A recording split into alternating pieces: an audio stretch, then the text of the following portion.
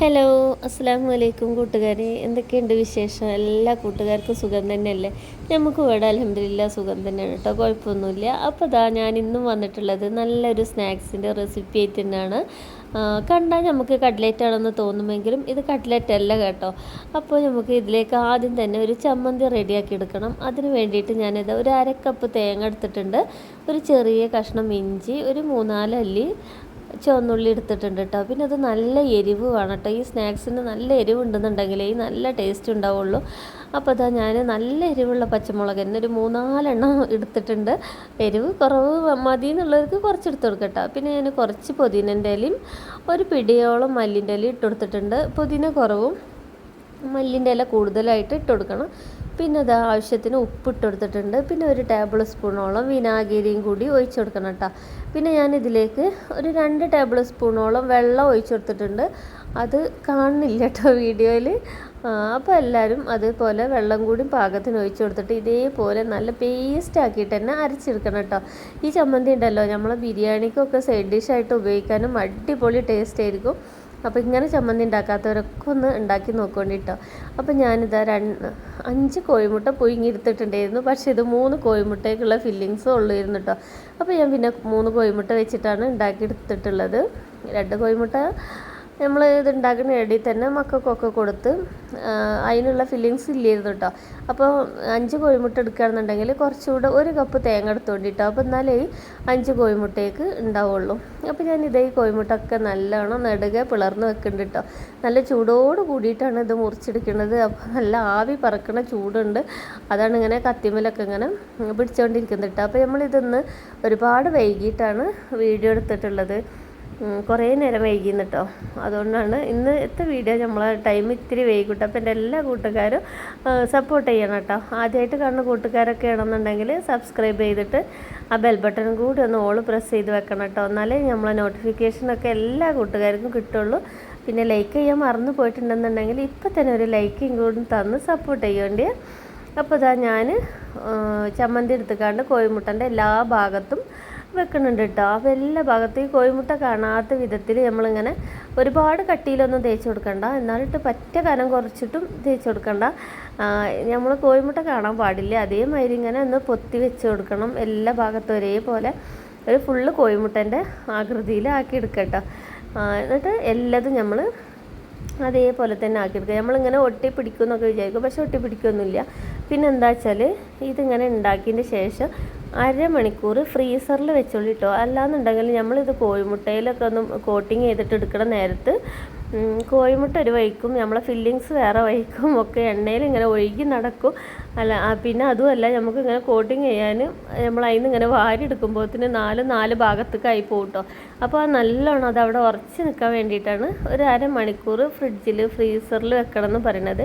കുറേ നേരം വെക്കുകയാണെന്നുണ്ടെങ്കിൽ താഴെ തന്നെ വെച്ചുകൊണ്ടിട്ട്. അപ്പോൾ കണ്ടില്ല നല്ലോണം അതിൽ പ്രസ്സായിട്ട് നല്ലോണം പിടിച്ചിട്ടുണ്ട്. അപ്പോൾ നമുക്ക് കോട്ടിങ്ങൊക്കെ ചെയ്യാൻ നല്ല എളുപ്പമായിരിക്കും കേട്ടോ. അപ്പോൾ ഞാൻ ഇതൊന്ന് കോഴിമുട്ടയിൽ എടുത്തുകൊണ്ട് ബ്രെഡ് ക്രംസിലും കൂടി കോട്ട് ചെയ്തിട്ട് എടുക്കുകയാണ്. നമ്മൾ കട്ട്ലറ്റിന് ചെയ്യുന്ന സെയിം സംഭവം തന്നെ കേട്ടോ. അപ്പോൾ ഞാനിത് മിനിയാന്ന് നമ്മൾ ബ്രെഡ് ക്രംസ് ആയിട്ട് പലഹാരം ഉണ്ടാക്കിയിരുന്നല്ലോ. അപ്പോൾ കുറച്ച് ബ്രെഡ് ക്രംസ് ബാക്കിയായിരുന്നു. അപ്പോൾ ഞാൻ ഫ്രിഡ്ജിൽ എടുത്ത് വെച്ചിരുന്നു കേട്ടോ. ഇതേപോലെ എടുത്ത് വെച്ചാൽ മതി, ഒന്നും കേടൊന്നും വരില്ല കേട്ടോ. നമുക്ക് ഒരുപാട് ദിവസം ഇതേമാതിരി തന്നെ സൂക്ഷിച്ച് വെക്കാൻ കഴിയും. അപ്പോൾ ഞാൻ ഇതേപോലെ എല്ലാതും ഓരോന്നായിട്ട് കോട്ട് ചെയ്തിട്ട് എടുക്കണം കേട്ടോ. പിന്നെ പൊട്ടിപ്പോകുന്നു യാതൊരു പേടിക്കേണ്ട ആവശ്യമൊന്നുമില്ല.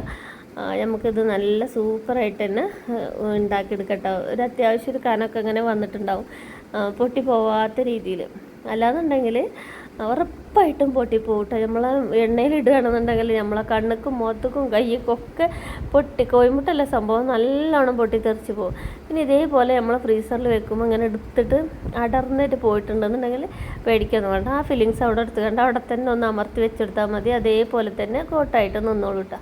അപ്പോൾ ഞാൻ എല്ലാതും ഇതേപോലെ ചെയ്തെടുത്തിട്ട് ഇനി പ്രത്യേകിച്ചൊന്നുമില്ല. നമ്മൾ കട്ട്ലറ്റ് എങ്ങനെയാണോ പൊരിച്ചെടുക്കുന്നത് അതേമാതിരി തന്നെ പൊരിച്ചെടുക്കട്ടെ. ഇത് കാണാനും നല്ല ഭംഗിയാട്ടോ.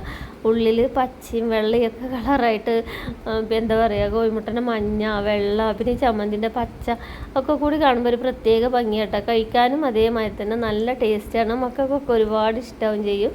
പെട്ടെന്ന് നമുക്ക് ഉണ്ടാക്കിയെടുക്കാം. നമുക്ക് ഉള്ളിയൊന്നും അങ്ങനെ ഫില്ലിങ്സ് ഒന്നും വഴറ്റിയെടുക്കാനോ ഒന്നും ഇല്ലല്ലോ. അങ്ങനെയൊക്കെ ആകുമ്പോഴല്ലേ ഒരുപാട് നേരം നമുക്ക് ചിലവാവുക. അപ്പോൾ ഇതേമാതിരി ഒരു ചമ്മന്തിയൊക്കെ അരച്ചെടുത്ത് പെട്ടെന്നൊന്ന് കോട്ടിങ് ചെയ്ത് പൊരിച്ചെടുക്കുകയാണെന്നുണ്ടെങ്കിൽ സംഭവം നല്ല ഉഷാറാവട്ടെ. നമുക്കിതിന് കബാബ് എന്ന് പറയട്ടെ, മുട്ട കബാബ് സംഭവം ഇങ്ങനെ തന്നെയാണ് ഉണ്ടാക്കിയെടുക്കലിട്ടോ. അപ്പോൾ ഞാനിങ്ങനെ എന്താ പറയുക, കട്ട്ലറ്റിൻ്റെ ഏട്ടൻ്റെ അനിയൻ്റെ ഒക്കെ മക്കളായിട്ട് നമുക്ക് തോന്നും. അതേ രൂപത്തിലും ഭാവത്തിലൊക്കെ തന്നെ വന്നിട്ടുള്ളത്. പക്ഷേ ടേസ്റ്റ് അതല്ല, കട്ട്ലറ്റിൻ്റെ ടേസ്റ്റൊന്നും അല്ല കേട്ടോ. ഇതിന് പേരിൽ നല്ല മിൻറ്റ് ചട്നീൻ്റെയും കോഴിമുട്ടൻ്റെയും ഒക്കെ കൂടി കലർന്നിട്ട് നല്ലൊരു ടേസ്റ്റ് തന്നെയാണ് കേട്ടോ നമുക്ക് കിട്ടൽ. പിന്നെ അതാ നമ്മളിങ്ങനെ മറിച്ചിട്ട് കൊടുക്കുമ്പോൾ പതുക്കെ മറിച്ചിട്ട് കൊടുക്കട്ടോ, അല്ലാന്നുണ്ടെങ്കിൽ ഇത് ചിലപ്പോൾ പൊട്ടിപ്പോയാലോ. അപ്പോൾ നമ്മളൊന്ന് സൂക്ഷിച്ച്, നമ്മൾ ഒരുപാട് എണ്ണയിൽ ഇത് ഫ്രൈ ചെയ്തെടുക്കണില്ല കേട്ടോ. അങ്ങനെ വേണമെന്നുണ്ടെങ്കിലും നമുക്കിത് ഒരുപാട് എണ്ണയിൽ ഫ്രൈ ചെയ്തെടുക്കാം. ഞാനിപ്പോൾ ഇതാ കുറച്ച് എണ്ണയിൽ തിരിച്ച് മറിച്ചിട്ട് കണ്ട് നമ്മൾ ഷാലോ ഫ്രൈ ചെയ്യണക്കാട്ട് ഒരു ഇത്തിരി കൂടി ഓയിൽ കൂടുതൽ ഒഴിച്ച് കൊടുത്തേക്കാണ്. ഒരുപാട് ഓയിൽ നമ്മൾ വേസ്റ്റാക്കി കളയേണ്ട ആവശ്യമില്ല. നമുക്ക് പാകത്തിന് കുറച്ച് ഓയിൽ ഒഴിച്ച് കൊടുത്തുകൊണ്ട് നല്ല അടിപൊളിയിൽ നമുക്ക് കുക്ക് ചെയ്തിട്ട് എടുക്കട്ടോ. അപ്പോൾ ഇത്രയും പണിയുള്ളൂ നമ്മളെ നല്ല അടിപൊളി മുട്ട കബാബ് സ്നാക്സ് റെഡിയാക്കി എടുക്കാൻ. അപ്പോൾ എല്ലാവരും ഇതേപോലെ ഒന്ന് ഉണ്ടാക്കി നോക്കിയിട്ട് നിങ്ങളെല്ലാവരുടെയും ഫീഡ്ബാക്കും അഭിപ്രായം കമൻറ്റും ഒക്കെ അറിയിക്കൊണ്ടിട്ടോ. അപ്പോൾ ഇതാ ഞാൻ പാത്രത്തിലേക്ക് കോരിയെടുക്കട്ടെ. ഇത് ഒരുപാട് എണ്ണ കുടിക്കുകയൊന്നുമില്ല കേട്ടോ. നമ്മൾ ഒഴിച്ചു കൊടുത്തിട്ടുള്ള എണ്ണ അത് അതേപോലെ തന്നെ ചട്ടിയിലുണ്ട് കേട്ടോ. പിന്നെ ആ കോഴിമുട്ടൻ്റെ കുറച്ച് പതയാണ് വന്നിട്ടുള്ളത്. നമ്മൾ ചൂടാറിയതിന് ശേഷം ഒരു അരിപ്പയെ കൂടി ഇങ്ങനെ അരിച്ചെടുത്തിട്ടുണ്ടെന്നുണ്ടെങ്കിൽ ആ പതൊക്കെ പോയിക്കോളൂ കേട്ടോ.